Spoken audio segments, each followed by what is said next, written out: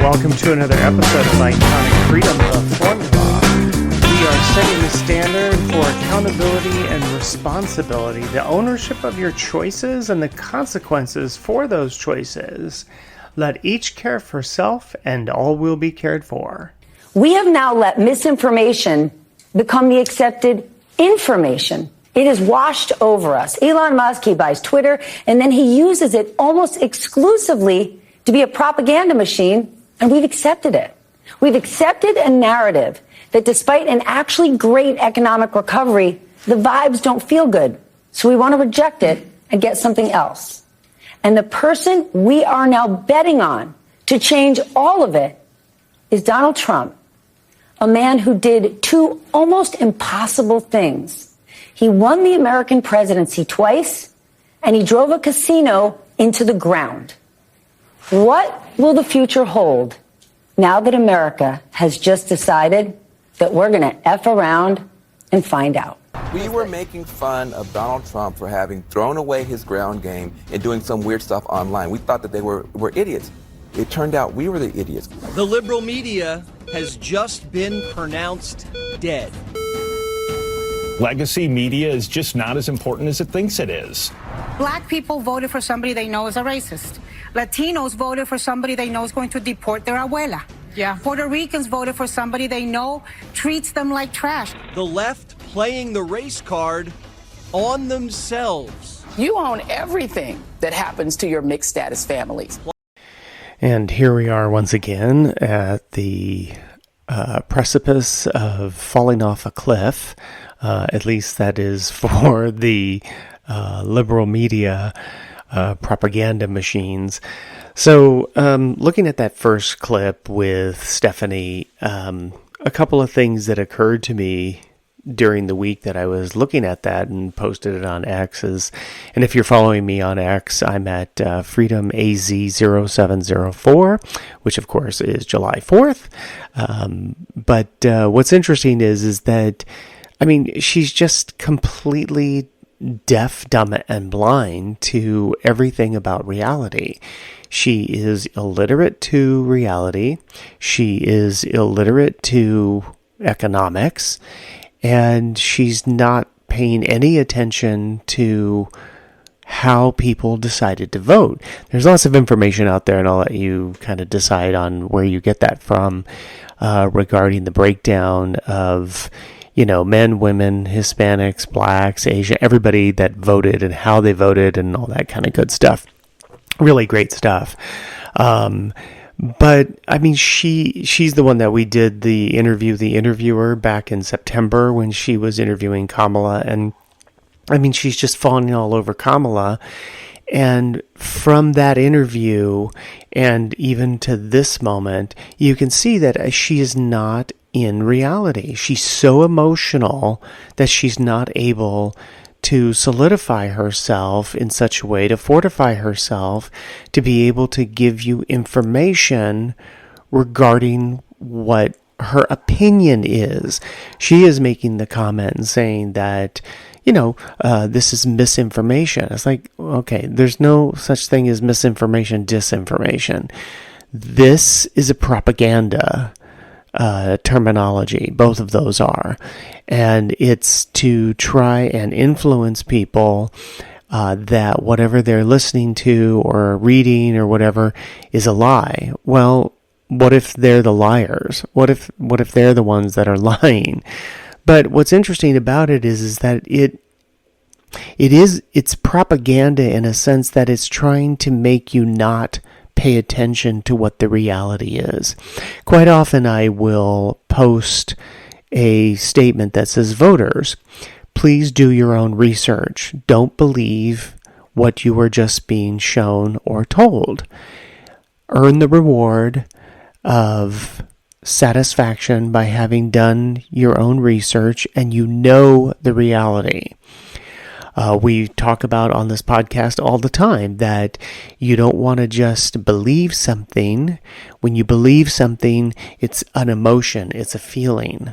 When you think something, you're starting to gather facts and knowledge and background about something. When you know something, then you have facts to evidence to be able to back it up. And as much as she thinks that she's in the know, she is actually in the believe, because she believes these things to be true. She believes that there is misinformation, disinformation. There's just information, right? I mean, there's just information. Whether it's good or bad, right or wrong, that's up to you, right?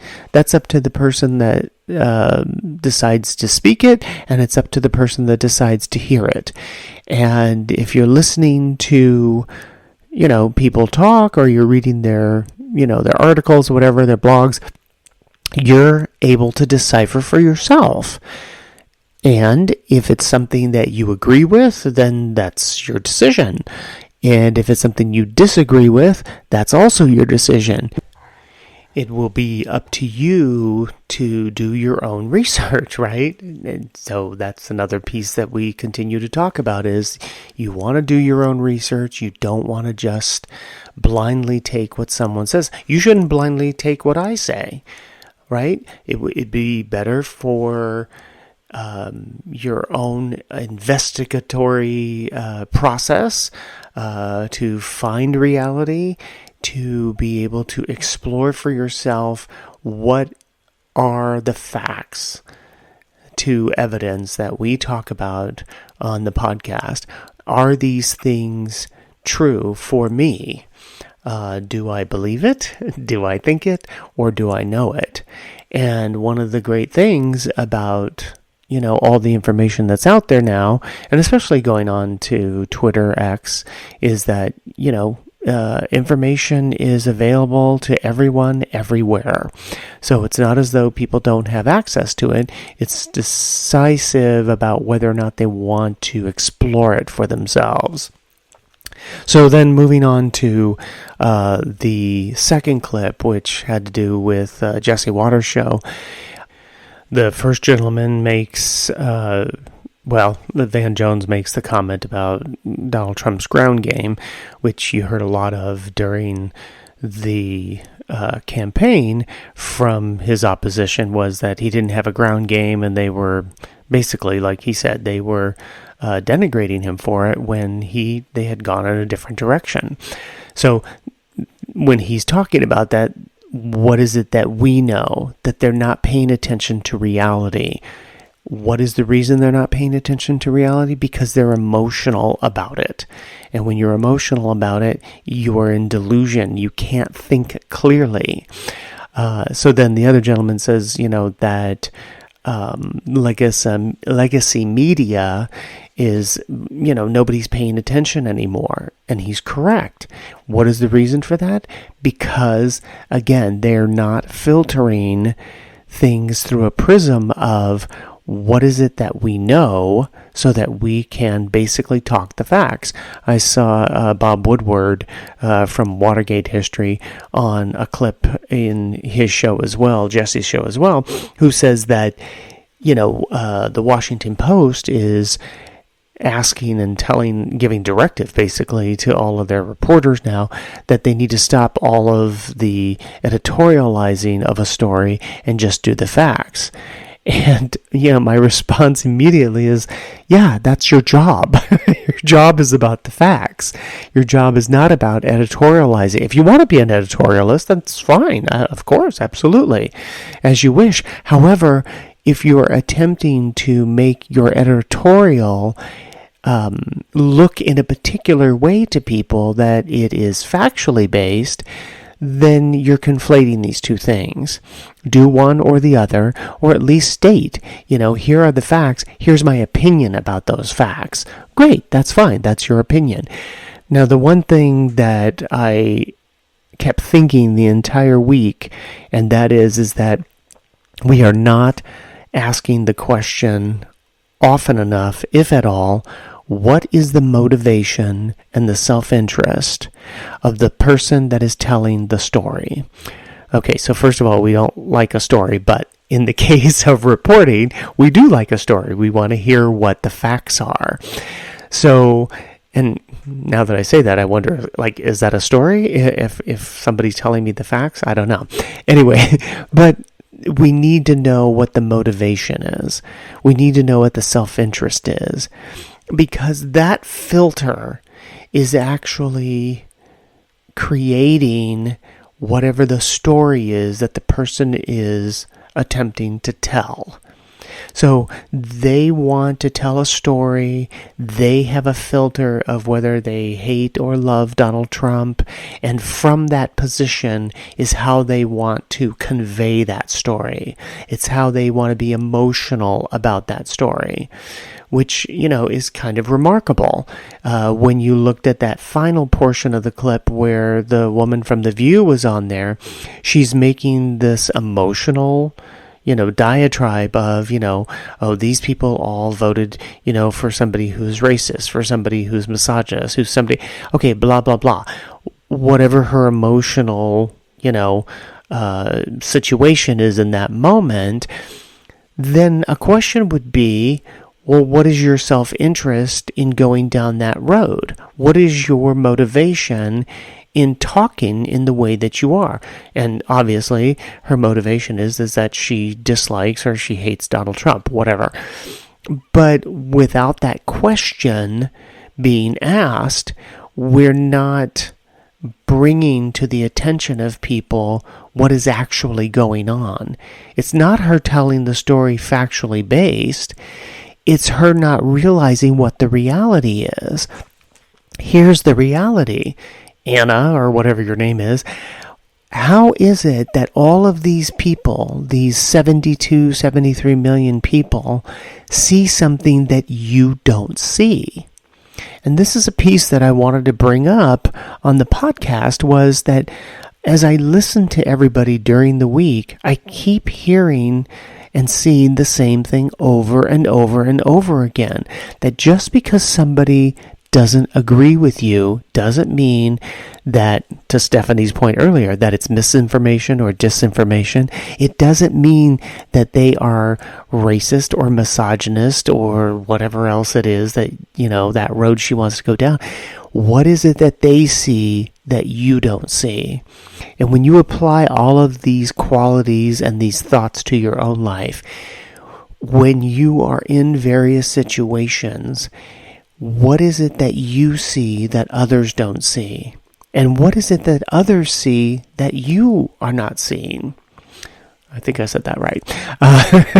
So the thing that I want to get across is that quite often we're not seeing something for the reality that it is. This is the basic that I want to bring all of this back to, is we're not seeing the reality, and we don't see the reality because we're being emotional. So let's tie this up with a bow. Everything that you listen to from all of those people in those clips is emotionally based.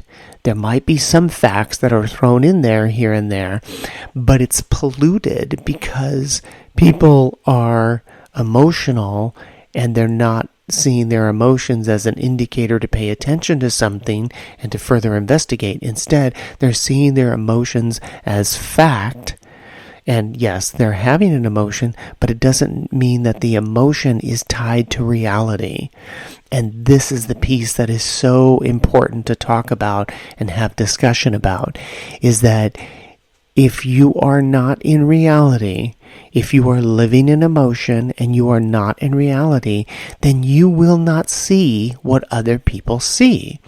So, pulling it all back to Stephanie and the people that were on The View, you are not in reality because you are emotional about your situation.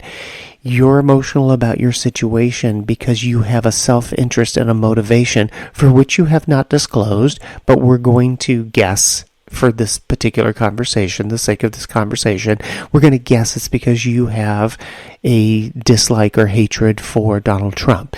And when you listen to these people over and over again, you can see that. Now, there's something deeper than that, but we're not going to get into their heads and go that direction. We're just going to pay attention to what we see right now. So you have a motivation and a self-interest. It drives your emotion. When it drives your emotion, you are out of reality.